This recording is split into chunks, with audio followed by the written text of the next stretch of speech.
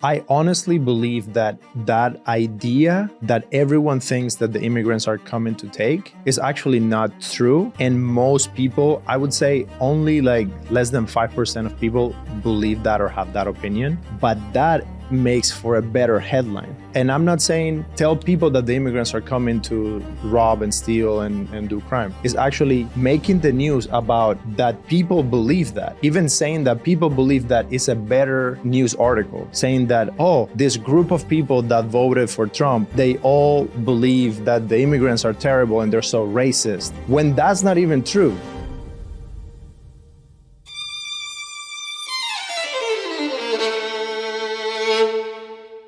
In today's social media obsessed world, we all see the successes, the world record breaking, and the achievements of the people we look up to. But what we don't see is what goes on behind the scene. Hosted by power couple Dean and Alana Stott, this show is dedicated to asking difficult questions while discovering the support systems and people behind those we love and respect in media, business, athletics, and high-performance culture. Dean and Alana believe that through honest communication, teamwork, and mutual respect, that anything is possible. Like, there's not a better partner I could choose who's equally as crazy as me, because we have a chip on our shoulder to prove people wrong, you know, and to prove ourselves right. I can go be the face of this. I can go do this, but I don't understand the back end of this. I have to learn business. I have to learn how this works. Many couples in this dynamic are stuck and unable to move forward in an identity crisis. Marcus's energy is so bad. I feel like I need to cleanse my house. Like it is so, it's suffocating. And then seeing him 24 hours later, he was as light as air. Yeah. And we literally embraced, hugged. I stepped back and I said, this is exactly what the guys need. When we can look behind the scene and learn from each other, we can finally move forward and transform into our fullest potential. Axel, CJ, welcome to Behind the Scene. We met you guys actually a couple of months ago when you invited us on your podcast, and we got to know a bit more about you guys off the camera. But the reason we're bringing you guys here today is because we want to know a little bit more. What's unique about this episode is we normally have a husband-wife situation. So you're the first, the sibling one. So normally we tend to find each other's backgrounds and when did you meet? But you probably met when your mum brought you home. Yeah, so it's gonna be slightly different. So when you fight for food, yeah. Like I said before we even started, I thought you, CJ, were the eldest sibling, just probably bigger posture and more presence, but you probably stole all the food from Axel. Yeah. So thank you firstly for coming on the show, and we'll probably start off with the eldest of the siblings. Yes. Probably tell us a bit more about your backgrounds, and at any time, CJ, just jump in as well. Correct him. Yeah, thank you guys for having us. So like you said, we met when he was born. And we are from Havana, Cuba. Mm-hmm. So we were born and raised there. CJ was born around 95. So it was a really difficult time in Cuba. Like our parents were doctors and everyone thinks, oh, wow, your parents were doctors. That's amazing. The reality is when you live in a communist country and you have socialized medicine, your parents being doctors is actually terrible because they have barely any money. And we were really poor growing up. So that was very difficult, but at the same time, it made us who we are, and it made us go through a lot of hardship since we were kids. So like him saying that we're fighting over food is not a joke. Like we actually used to have like our parents would serve the food and they had a timer. So like my dad would put a clock. He had this old Russian like clock. He would put an alarm on it, and then you had to finish, and whoever finished first, we would do bets. So we would take little pieces of like, you get a fried egg and cut it in half. And this is my bet. Like if I finish first, I'm going to get half of yours and half of yours. You would win that. Smash it. We have another sibling. We're 3 boys. So we were brought up in that type of environment that was very difficult, but at the same time, it built a lot of character and it made us be always together. Okay. Yeah. And what was it like, excuse my naivety, I understand a little bit about Cuba, but growing up in a communist country, what was the schooling like? What was it like growing up? Obviously, you've already talked about the hardships of poverty, but, was this also in the school as well? Did you have aspirations to leave Cuba at that point? Did your parents give you dreams to actually one day, no longer stay in this country? Yeah, for sure. Yeah. We always have that, our dad is that's his dream. Okay. He's still in Cuba, and that's he talked with us, and he's like, I just want to be there. Let's make it happen. And we always try to work to make that happen, because we know that's his dream. Yeah. Because here people, maybe they have their dream is I want to be a millionaire or I want to be famous. And in Cuba, we just want to have a normal life. Okay. And it's always America. Yeah. Yes. Yeah. A lot of people go to other countries because they don't have the possibility to come here. But it's just escape from Cuba. It's like the dream. Okay. But for us, as a Cuban, United States is the place. Yeah. And the other kids that were in your class at school, were they the same? Everyone's pretty much the same. There are very few people who want to just stay in Cuba. Most people, they want to live. Some people would rather go to Spain or maybe Mexico because of the language. Mm-hmm. In the US, it's funny. Some people also say, "Oh, I don't like the US." Very few people, but deep down, that they're just creating that as an illusion to self-soothe the reality that you cannot go. Right. So they start creating this narrative that, oh no, I don't care about it. But deep down, that they actually... In that same way that people here would be, I don't want to be rich. I wouldn't want the money. 100%. You totally do. Yeah. You just don't want to work for it. And so there will be people that are still there from your school, from your classes at school. What made it different for you guys? In our case, something that really made it different was our parents were connected to a church. And in that church, you have a lot of Americans and people from other countries that will go visit the church, and they will spend time there and bring donations and bring medicine and help. Being around that made us be close to people from other countries that gives you a whole different perspective. Because the thing that people don't know about the Cuban case study of communism is that it was not only a communist country, it was also closed off to information from the outside. So we grew up, imagine growing up for 20 years, you're watching the TV, and every day on the news, they're saying the US is falling apart. They have the highest unemployment rate ever. People cannot afford to live there. So the propaganda was really solid, and you had no other way of getting information. We didn't have internet. Yeah. So that's still on the TV now, isn't it? That was last night's news. Yeah. But Dean, they would take CNN and then remove the sound, and then they would have the Cuban people read out their own their narrative. With their own things. So we were so closed off that for most people, it's a far off thing. Even for me, since I was a kid, my brother was saying, my dad was always trying. My dad was he was very close multiple times of getting on a raft and just going through the ocean and doing all that, as thousands and thousands and thousands of Cubans have done. He was very close to do that in several occasions that I knew of. And I was a kid. So it was very desperate. And for us, coming here was it was everything. Yeah.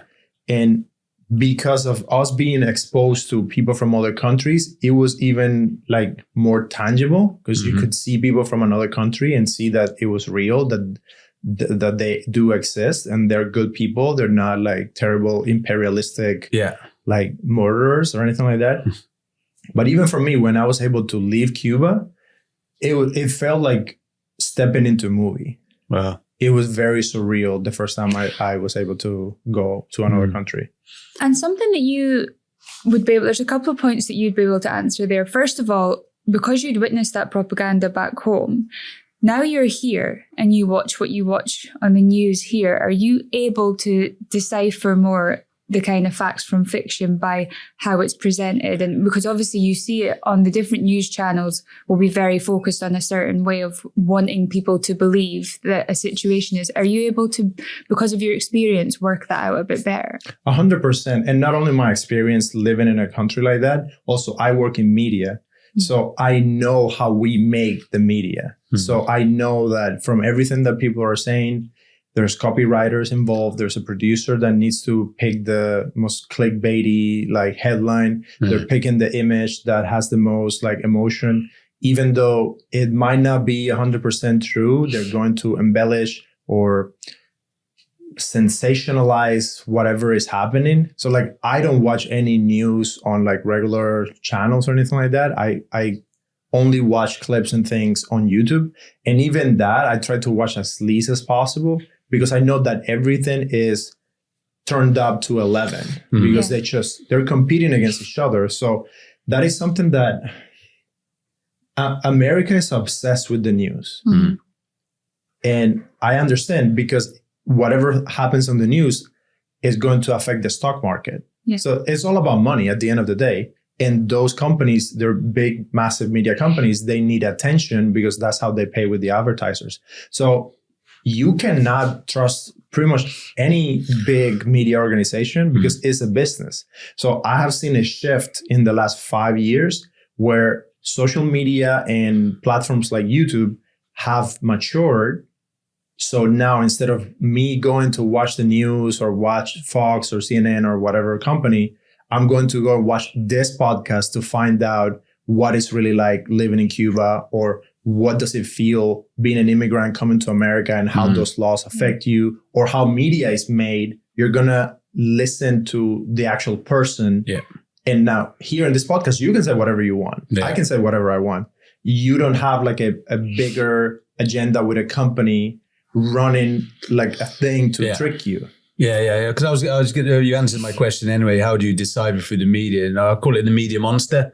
And as you know, I've just come back from Israel last week, and you watch CNN, you watch Fox. Over there, you also have Sky News, you have France, England, which is good, and you sort of pick little bits and bobs out of it. But actually, I did a social media post, which is not out of my protocol. I don't normally let people know when I'm in those places, but the amount of people and hits and likes, they wanted to hear ground truth, not what they were seeing on, because as you know, I always try and dampen down the situation. And, I always say it's actually not that bad. For me, it's probably not that bad. Other people are probably suffering. But yeah, I have seen an increase in and heard about YouTube and all these other sources as well. But, so yeah, that's interesting to know. Because when I used to go away, when I was in the special forces, the first thing I tell Alana is just don't watch the news. You don't watch the news. I'll tell you the truth when I get back. One of the big things that is in the news quite a lot, especially here, we did get it in the UK. So sitting around this room right now, there's 4 immigrants to America. And I do believe that 2 of them get treated differently to the other 2. There's a certain element that this country accepts immigrants from more Western countries a little bit easier than from the South American countries, for example. The one thing that I see in the news on the regular basis is that people crossing over here or coming on boats from Cuba are here to commit crimes, to cause trouble, to try and take from the country. Any person I've ever met that has come here is come here to prosper, to run a business. What is your experience of the people that you found that have come across from Cuba? Why did they come here? Well, everyone we are just coming here because we want a meal that is guaranteed, to be able to have a bed, a hot shower, like to have a place to live and be able to like work, buy a car and just like prosper, like you said.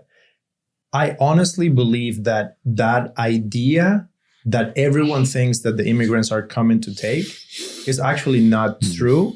And most people, I would say only like less than 5% of people believe that or have that opinion. But that makes for a better headline. And I'm not saying tell people that the immigrants are coming to rob and steal and do crime. It's actually making the news about that people believe that.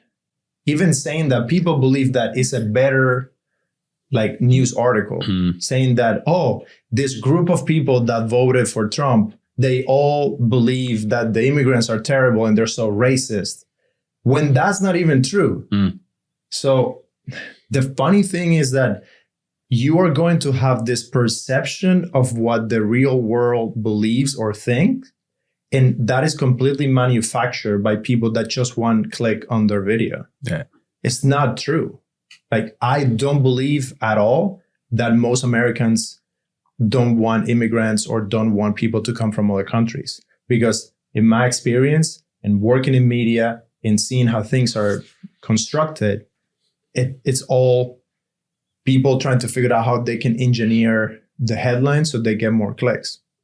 And when you actually spend time with people, all Americans, everyone is happy that people are coming here and they have opportunities.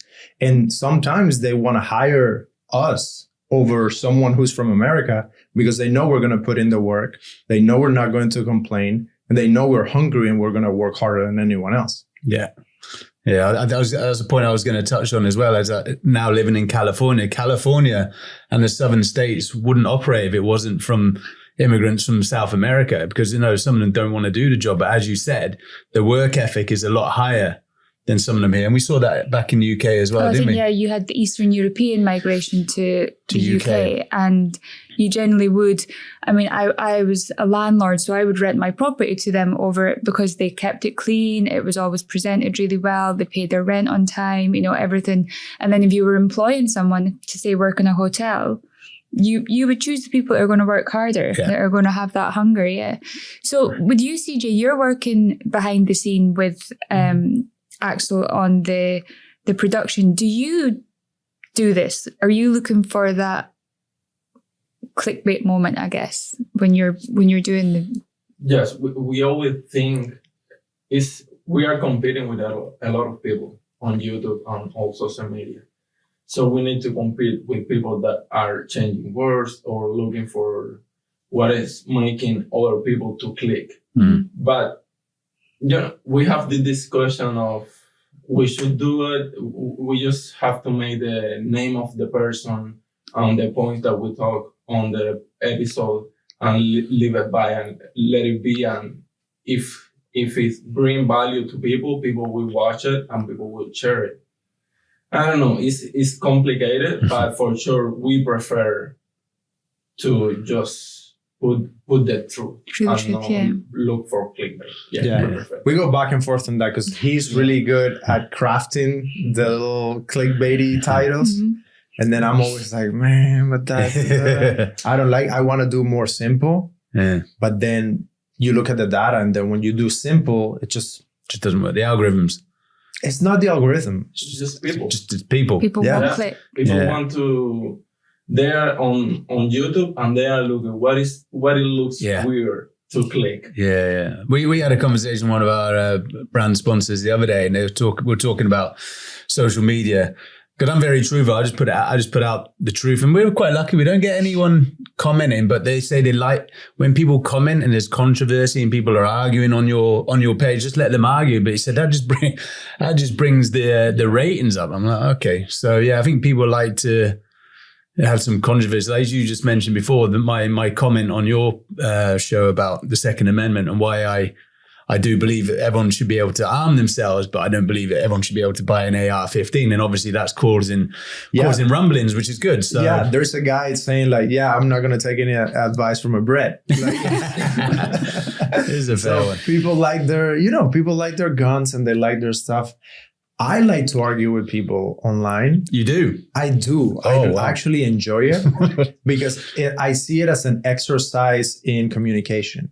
So when I get a mean comment, I'm trying to be polite, but triggering enough that I get them to have a response and get them a little bit more riled up with the point that they're making, but all in a respectful and proper way, because this is the way I think about it, Dean. I'm making a show. Yeah. I'm spending my money, my time, my energy. I make this piece of content. I put it out. If you're going to come and like share on my content and like critique me or anything, you have to be ready to take it. Yeah, I'm going to respond. But when you're responding, if it's a kind of, no picture, no name, no followers kind of person, are you going to respond to them as well? Right now, because I'm growing my audience, I'm going to respond to anything. Okay. And everything. Like I go through every single comment, especially on my YouTube channel. We're getting closer to 10,000 followers. And that first 10,000 is super hard. Then from 10 to 100 is the hardest. Like once you break through the 100, then it gets a lot easier to grow your audience. So right now, I will respond to everything. Because there is a person behind that no face, weird name with numbers. There's still a person. If it's a bot, it's not a coherent phrase. Yeah. If someone is critiquing you, you know nothing about guns and you should go back to Britain, that's a person. Yeah. So even though the account seems like not put together or whatever, it's still a person thinking. And do they have personal attacks on you, or is it more about the comments? Oh, they have personal attacks on me saying that, like I have some episodes that we have this episode that had like 250,000 views, and we talk about relationships and business and what it means to be a man and things like that. And from that, we have other clips. And then some people come and say that I'm gay, that I don't know anything about women, that I'm like a poser, that I don't know what I'm talking about. So like, I'm going to respond to those people. Yeah. And does it ever affect you? Not really. No? Oh, really? That's clever, because I see some people, I see some people that we know, and there's a comment which we would just let go or leave by, but they would emotionally respond.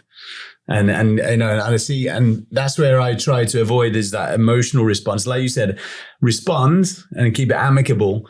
But it's when emotions come in and sort of take over. That's where it's quite difficult if the comment is directed, because normally the comments that I would get would be directed at like baby killer would be a really common one that I would get. Even when Dean's doing humanitarian things, it's still baby killer. It's the quickest war crime they can go to.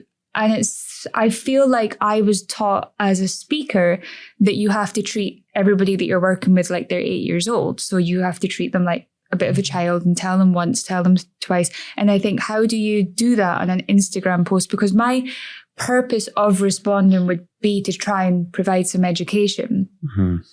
But I guess if you're looking at it from, well, your purpose is to try and grow your audience and to try and build up this business you've created, then that might make more sense to actually. I try to do both at the same time. So you want to give them some information and some education.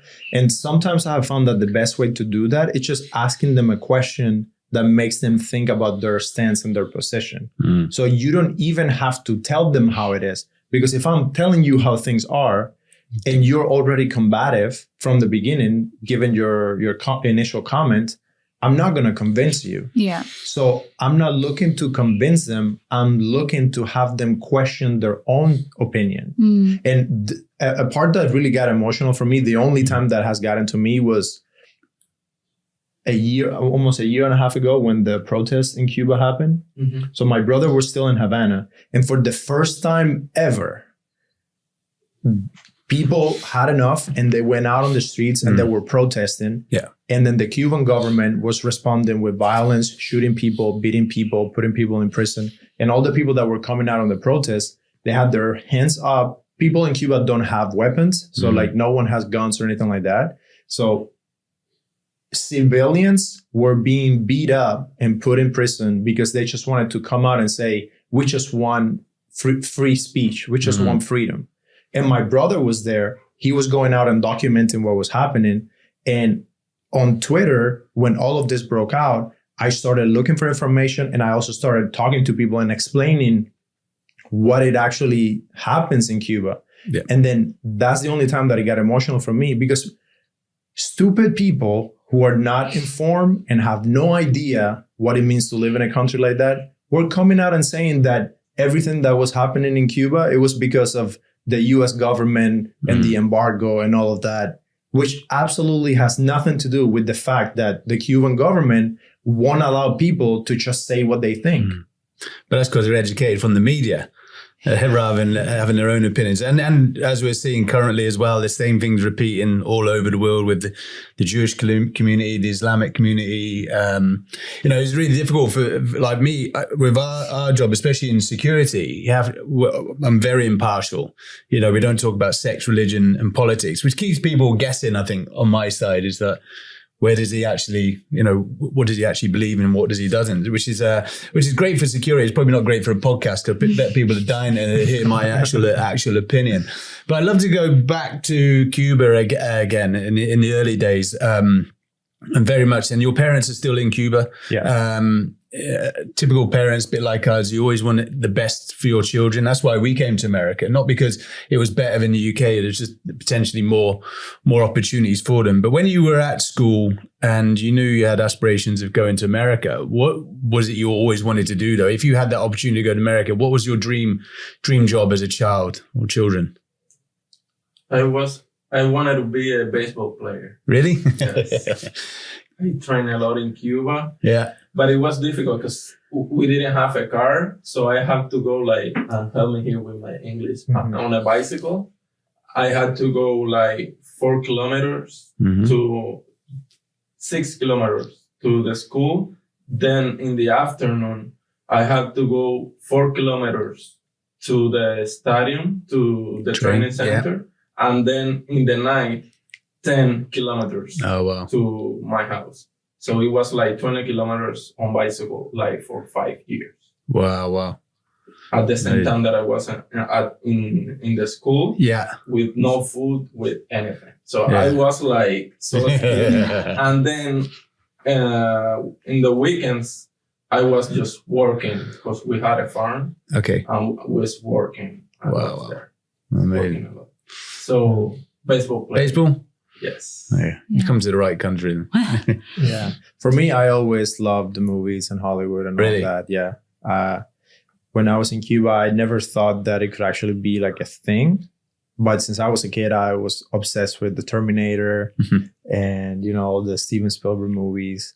And I started filming things. I always loved computers and then cameras and photography. So since I was a teenager, I started shooting things here and there. And then it was I got obsessed with that and I wanted to do that. Yeah. The thing with me is that I have this creative brain, but then I also have a business mind. So then I struggle with the two. And then being a producer and director, you get to do both. So on production, you have the business side of how are we going to make this project? How are we going to put the logistics and the team together? And then as a director, I'm thinking of what is the story? What's the aesthetic? What does it look like? What's the emotion? So I play with those two things and I really enjoy it. So my dream is to become the biggest film director in the world and have a production company that can also do distribution and go after massive projects and just entertain people and inspire people to do more and do big movies. Yeah, with amazing. A lot of bullets flying everywhere, big guns, big explosions. Don't ask for any British to come on our show. Yeah. And CJ, do you think he will achieve that? Yeah, for sure. Good. And Awesome. then let me explain how I changed from baseball player to my movies. Yeah. He made a mini documentary that is called Hola versus Hello, and it's people from Cuba talking about what does it feel to be Cuban and what does it feel to live in Havana in Cuba, and then people from outside, what does it feel to be in Cuba and see the old buildings and the music and the clothes and the food. So they made the premiere of that mini documentary, and I didn't want to go to the movie theater to see him or anything. I just want to play baseball. I don't care about people. I don't care about anything. So my grandma and my little brother, we were there, and then they put the mini documentary. I was oh my god. And then when it's finished, everyone on the theater was Oh, so you done this in Cuba before you? Wow. Everyone, and he go up and they talk there, and I was I want to make movies. What I feel there, what I felt there is what I want to make people feel. So baseball is good, but it's more for you. Yeah. Even though people like it and feel a lot of things. Yeah. And I love sports. I want to make a movie about sports. Okay. But what I felt there, it was different. Mm-hmm. So I wanted that. And then I started to learn on YouTube how to edit, how to direct, how to produce everything. You self-taught yourself on YouTube. Wow. Yeah. Mm-hmm. Well, I think sport and writing are. I'm getting critiqued here about it already. Yeah, just bring it closer. The creative of anything that you're doing, whether it's making movies, whether it's writing, whether it's sport, that feeling that you get when you tell a story and somebody else is like, whoa, so same as if you score a goal and everybody's celebrating, or when you break world records, whatever it might be, that is the most amazing feeling in the world. And I think if you've got that through the sport anyway, and then you can see that with your brother, I think that it's trying to determine whether you're going to be, again, front facing, or if you're the person that likes being behind and being able to watch it just unfold, and that's going to be the difference. So do you think that you'll always work on that side of it, or do you think you would ever want to be on camera? I want to be on camera. I'm actually art, but in Spanish, I want to change to English and do both. So right now, I want to help him to be big in English, and I want to grow in Spanish. And he's helping me to grow in Spanish. Oh, good. So we want to have both. Yeah. Okay. So in the future, we want to have a show in Spanish that we both are there. And then we have a show in English that we both are there. Wow. Oh, amazing. And we're already working on that. Yeah. So for the English audience, it seems that I'm the face and I'm growing more, and that CJ is only helping me. But the reality is we have our production company together. We do all the projects together. He makes all the decisions with me. We all of our bank accounts are together. All the money goes to the same place. We live in the same house. We do everything together. And that's something that I think we have a different way of thinking about that compared to other people in America. We are going to do this together forever. We are not going to play, that's his thing and not my thing. That doesn't make any sense. Yeah. If you have a brother, and we are so lucky that we're close to the same age and we actually like the same thing. So who's going to compete with us? Yeah. There's no way that another guy is going to beat two of us, because we got double the manpower, double the stamina, and we're working towards something that is going to benefit both of us and our parents and our kids. So that's how we're building everything.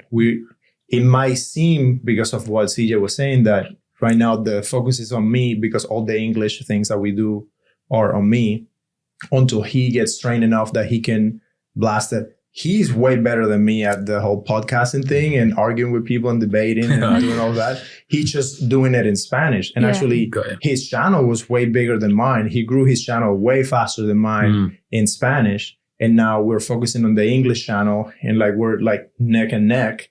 And the film, I don't know, you got to see Rescue, I think was the I need to watch the full thing, but I've watched the trailers. So that's his film. He directed it, he wrote it, and then I starred in it with my son Abel. So we are going to be doing things together, and we just started working on a record label, and we're working with different artists to also promote their music through videos. And we're just going to take all of that and push all of that forward together. Wow. Cool. So obviously, before you came over, you knew you were going to be working together anyway. And what year was the movie theater one that you saw? That was 2011. Okay. And then when did you guys then finally arrive in the US? I came to the US in 2012. Yeah. And CJ came last year. Oh, wow. 2022. Yeah, and did you speak English when you arrived? Yes, I did. So I always loved English since I was a kid. And my mom knew some English, and she always was teaching us all the words. And since I was 6-7 years old, I could kind of half carry a conversation, knew some words, and I always liked it. So when I was in my teenage years, I really tried I try to escape my reality through movies and TV. So like we had a very hard like upbringing, like economically, financially, and all that. So I used to, escape. I would play The OC. I don't know if you guys ever watched that show, which is actually like Sadly. weird. We're here, yeah. Which is very surreal. I used to play that show and just like dream of what life could be if I could go to America, And I used to like lock myself into this little underground office where I used to like work and learn how to do videos. And like at the end of the day, I would just sit down and watch like 2-3 episodes, and I would only have like the English subtitles or like try to cover it. And stories have like this incredible power to like just move your brain into another reality. And after that, I would like come out of that little place and then walk. I had to walk for like 45 minutes to get to my house.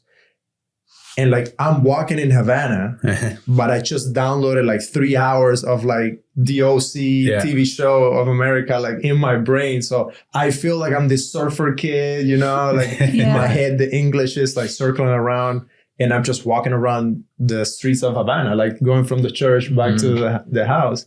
And that helped me a lot. It also kept me from, from getting super depressed. And because the problem when you're in a situation like that is like you have nowhere to go. So it doesn't matter how hard you work. You know that there is no path forward to have just like financial stability, where like Alana, we didn't know what we were going to eat like on a Friday.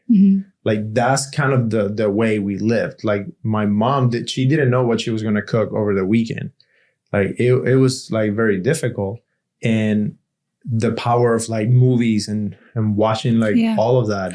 I think I used to call it the fear. Like there's a lot of people that have never experienced that fear, the fear of, can I pay electricity? Can I feed myself? And if you haven't ever had that moment of, I actually don't know how it's going to happen, I don't know how the food is going to happen today, then I think a lot of people say we never want to go back there, but I think you know that you've done it before and you can conquer it again. So I think that's always a huge benefit to the resilience power that you have inside you.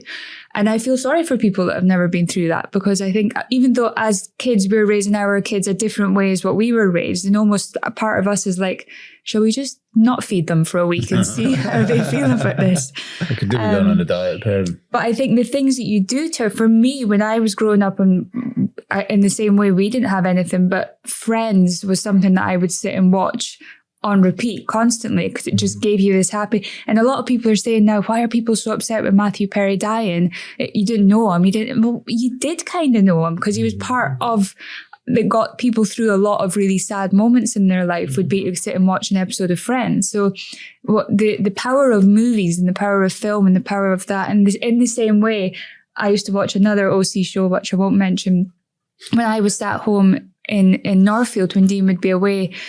And I would say, one day I'm going to live there. One day I'm going to live there. And now we're living there. And that power of manifestation, I think, is so true. And film can really help with that. Yeah, I was going to say, manifestation and visualization. If you have a dream or a goal, you have to manifest it, and you actually have to visualize it as well. So when I did the bike ride, I was talking to a lot of professional sports people, and they visualize winning the trophy. They visualize crossing the finishing line. They don't visualize all the hard bits in the beginning. It's just that final piece. And there's a lot of power in TV in giving those people that dream, at least be able to see it. Because if they don't see it all the time, like I said, you'd be quite depressed. So yeah, it's a powerful thing, that manifestation and visualization. And then you don't know that it's real.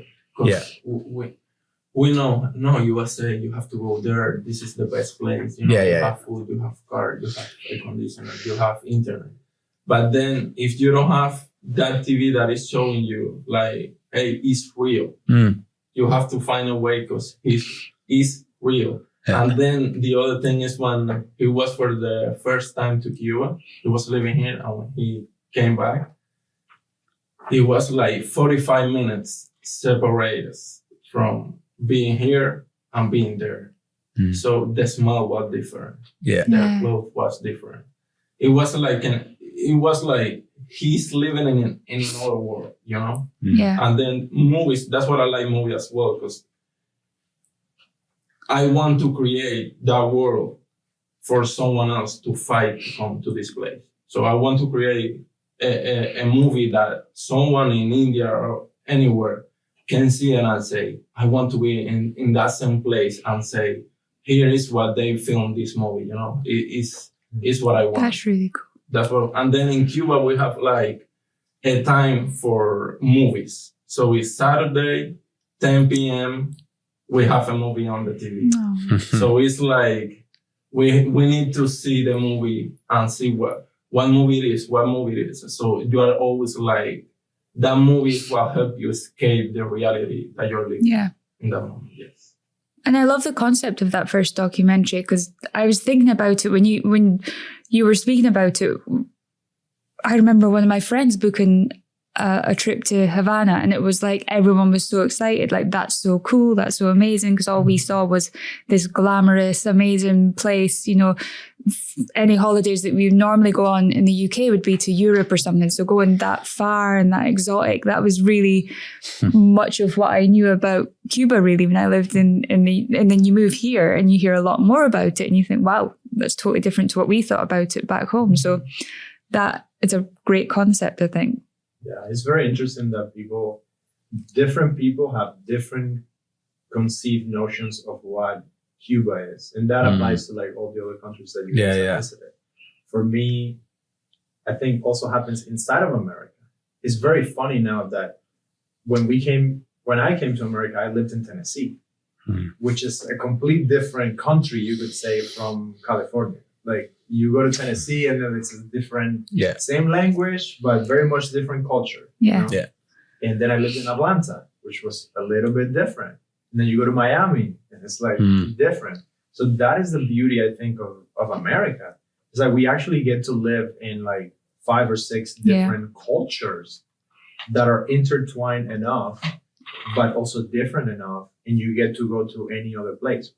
That's why one of the messages that I'm really like trying to get people to understand is America is an amazing place. Like, we have to stop bashing America and say America is this and America is that. Like, I hate when people say, no, America is collapsing and America has lost its way. No, that's not true. Just like, go outside. People are working, there are buildings being built. We have a thriving culture. Everyone around the world knows about what we're doing and what's happening here. Yeah, there's problems in politics. There's problems with like healthcare. Yeah, just like any house, like any beautiful mansion, you have 5 workers. Like, I've been at the craziest mansions you could think of in Hollywood. And then they have people coming in to fix the pool or fix this, or there's something that is not working properly. There's a door that is stuck. It doesn't matter how amazing a country is. You're always going to have things that you have to work on. But we have to love this place and this culture and this society that we have created, because it's actually really amazing, and it allows people to go for their dreams. And as long as you're good, you don't snake anyone, you're helping people, you're providing value, you will get benefit, and then you get to do with that whatever you want to do. If you want to go and just do nonprofit for the rest of your life, you can do that. You do a lot of work with philanthropy and things like that. If it wasn't for the prosperity of a capitalistic society that produces value and creates money, you couldn't do the work that you do, helping people in the areas where they need help. Yeah. That's why, I mean, we came here because I think we'd hit our limit in the UK. We couldn't do what we wanted to do. And America allows for that. America allows you to grow both in business and in philanthropy. You can do a lot more to help people here globally than what you can do where we were from. So, and the one thing that we loved about coming here was that you can share those ideas and people can celebrate them. Like, everybody wants to achieve here, I think. Everybody wants to do well. And yeah, of course, you've got the negative people and but you have just got to surround yourself with the right ones, I guess. If you've got that kind of negative influences, you need to just move them away, get rid of them. The only people who don't like America are the Americans. Exactly. You know, it's the American dream. Like, I'm very fortunate that I'm very fortunate. My job takes me around the world. It normally takes me to places, Libya, Somalia, Yemen, Colombia, Venezuela, places where people would love to come to America. And that's their dream. But it's the only people that pull down America are Americans. And it's because they don't have, and it's because they are so fortunate. They have been so fortunate to grow up in a society that they haven't had to worry about communism, about finding the next meal and things like that. And so it's I find it difficult when I come back because I have seen, the total opposite of what America is like. Young children, I love Africa. These young kids, just no internet.